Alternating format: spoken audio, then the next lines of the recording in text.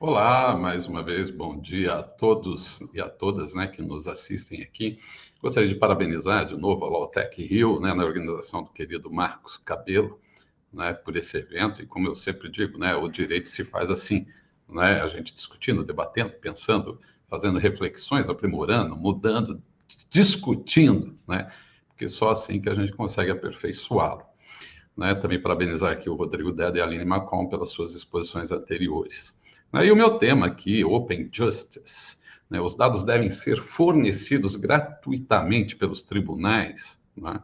Bom, a gente está tratando aqui dos chamados data warehouse, né? Ou seja, os dados obtidos pela sua entidade, pela sua companhia, pela sua empresa, e no caso pelo poder judiciário. E aí, por se tratar de administração pública, há um tratamento diferenciado desses dados em comparação com a atividade privada. Né? É claro que não naquilo que viola a intimidade, porque esse tratamento, né, a intimidade e o direito individual das pessoas, porque daí esse tratamento é uniforme, tanto para a administração pública quanto para as entidades privadas. Mas, antes de tudo, a gente tem que trazer à tona os princípios constitucionais dessa matéria, porque nenhuma lei depois pode tratar de um tema sem a observância desses princípios constitucionais. E nós temos lá no artigo 5º, né, da Constituição o seguinte: a lei só poderá restringir a publicidade dos atos processuais quando a defesa da intimidade ou o interesse social o exigirem. Né? Fora disso, nem a lei pode vedar, impedir o acesso público dos dados. E por que é interessante o acesso público dos dados? Porque estamos falando de administração pública. Quando você tem o judiciário tratando dados de litígios, isso, como já abordamos, favorece a evolução do próprio direito, quando as pessoas debatem, discutem um caso e o tribunal acaba decidindo, os recursos tratam daquele tema, isso acaba criando jurisprudência. Não por acaso a common law trata muito disso, e hoje nós temos até as súmulas, né? Que acabam traçando o modo de interpretação do direito no âmbito da sociedade. E no common law é exatamente isso, é essa abordagem pelos tribunais que vai criando a lei, né, que vai criando o costume de como resolver aqueles tipos de litígio. Então é fundamental essa abertura de dados, para que as pessoas conheçam isso, tenham acesso a isso. Né?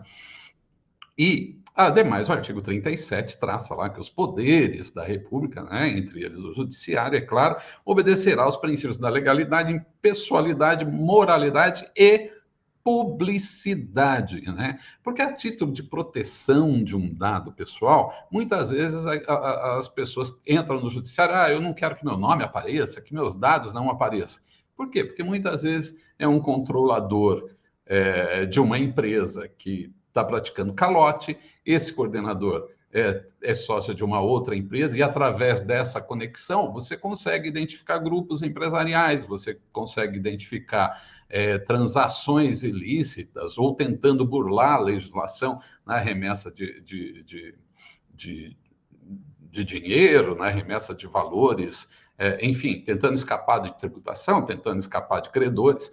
Então, se você permite a simples exclusão de um dado pessoal seu, de um processo judicial, você pode estar favorecendo o ilícito e prejudicando outros terceiros interessados. Então, assim, é muito melhor que, no caso de abuso, você persiga aquele que abusou do uso do dado individual da pessoa, do que a esse princípio tentar estabelecer aí uma vedação, né, geral a todos dos dados processuais. E dado processual é isso, você aciona o poder público.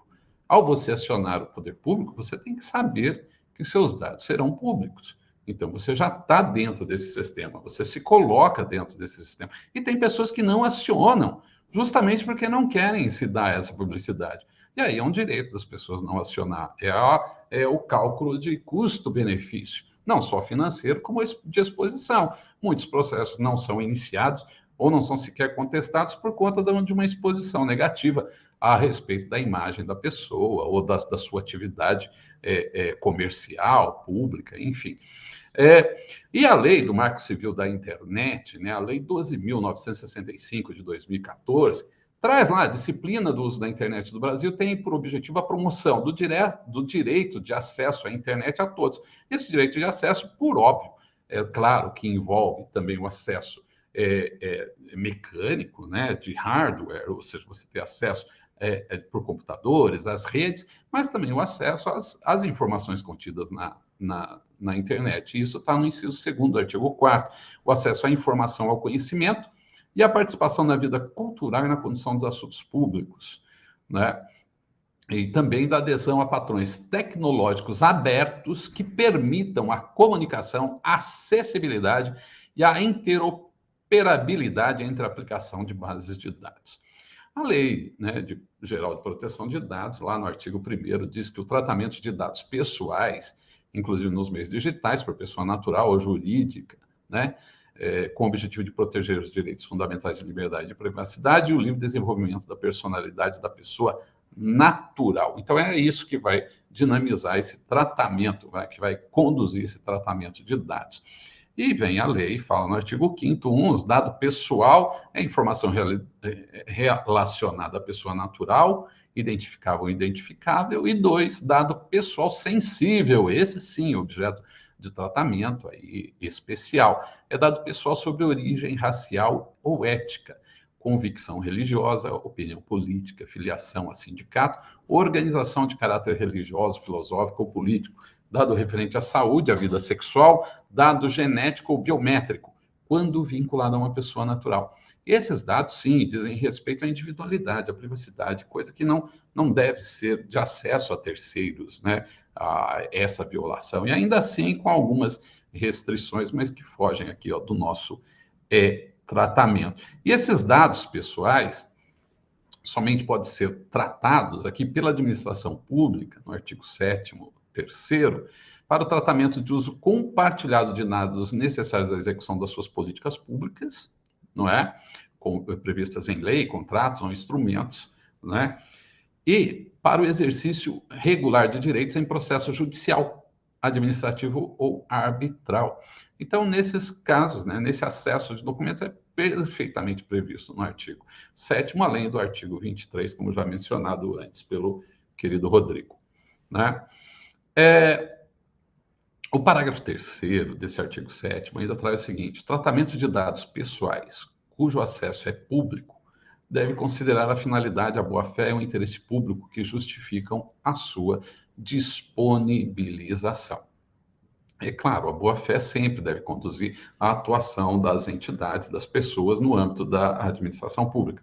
E no caso do Poder Judiciário, não seria diferente. Bom, mas se nós temos aqui um tratamento amplo, que devemos dar tratamento aberto a esses dados, que, como eu defendo, está baseado no que a gente falou, nesses princípios, a gente precisa saber se isso pode ser cobrado, né? E o artigo 98 da Constituição vem lá e diz, no parágrafo 2º, as custas e emolumentos serão destinados exclusivamente ao custeio dos serviços afetos às atividades específicas da Justiça, né? E aí o artigo 45, 2, também da Constituição, diz: as taxas, em razão do poder de polícia ou pela utilização efetiva ou potencial de serviços públicos específicos e divisíveis prestados ao contribuinte ou postos à sua disposição. Ou seja, é lógico, nós temos uma lei que prevê a todos o acesso ao judiciário, mesmo aqueles que não têm condições,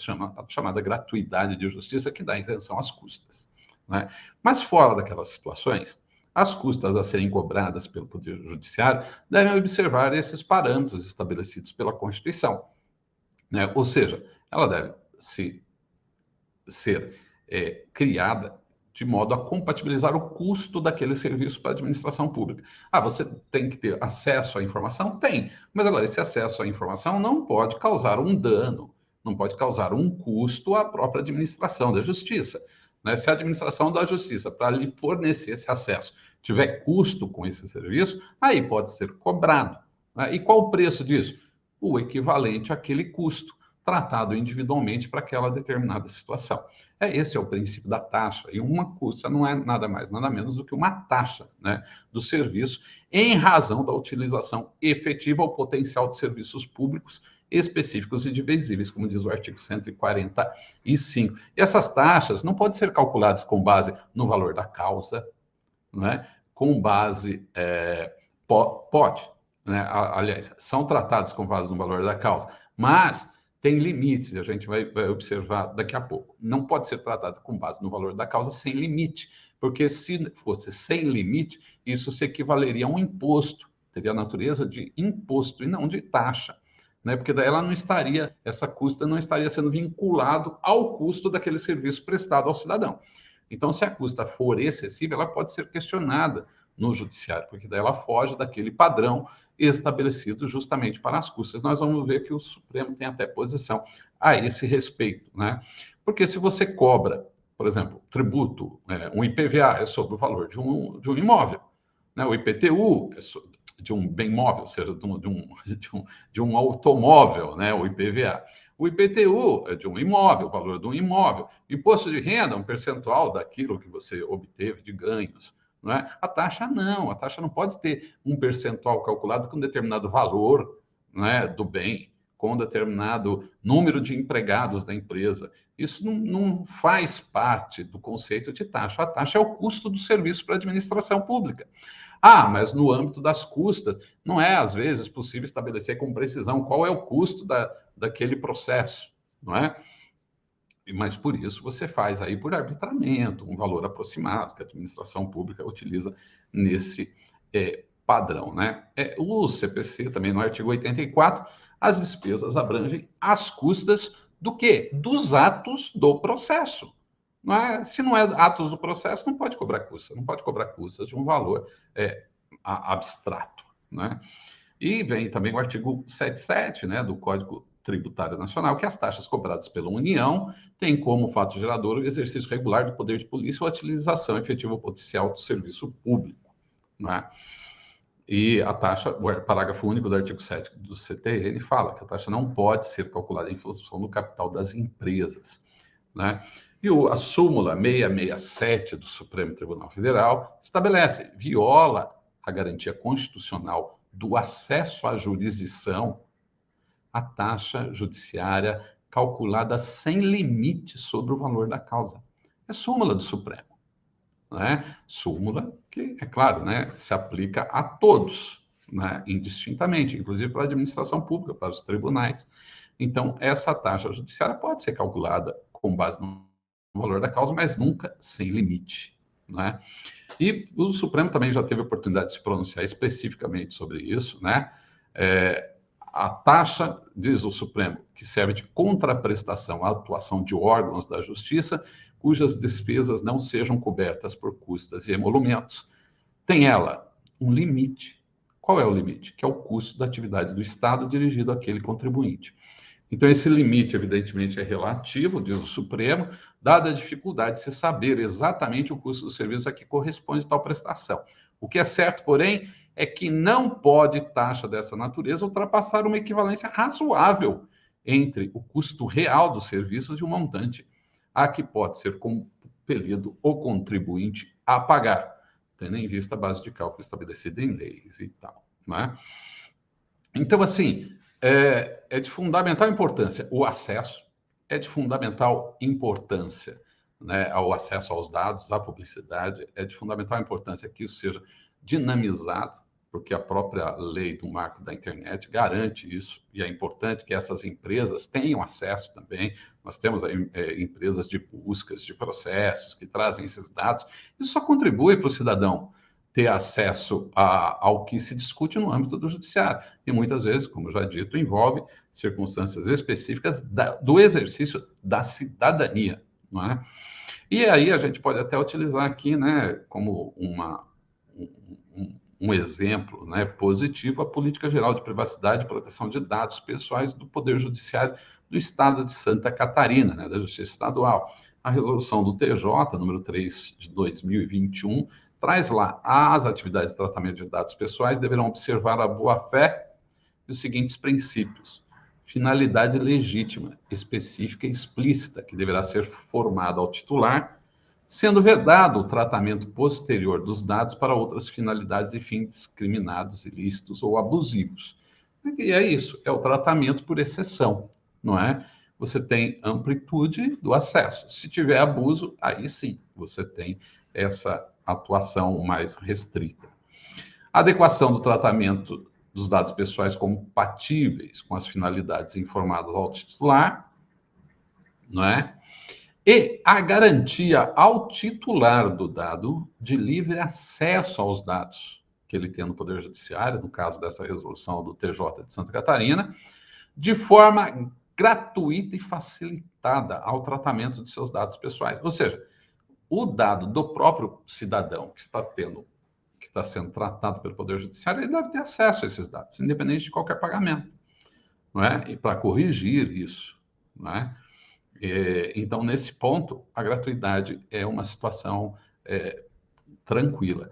Agora, com relação à gratuidade geral da disponibilidade desses dados, pode-se dizer tranquilamente, se ela não envolver custos ao Poder Judiciário, custos adicionais, né, ao Poder Judiciário, não deve ser cobrado, como o acesso à jurisprudência, por exemplo, que você tem um mecanismo de varredura dentro das decisões do Poder Judiciário que deve ser acessível a todos. Agora, a partir do momento que o cidadão pede, eu quero uma certidão, quero cópia, isso já gera gastos ao Poder Judiciário, que vai disponibilizar um cidadão ali, um servidor, para fazer aquele atendimento. E daí é tranquilo a necessidade dessa cobrança, é possível se exigir essa cobrança, desde que dentro do razoável, dentro de uns limites compatíveis com o custo daquele serviço ao próprio Poder Judiciário.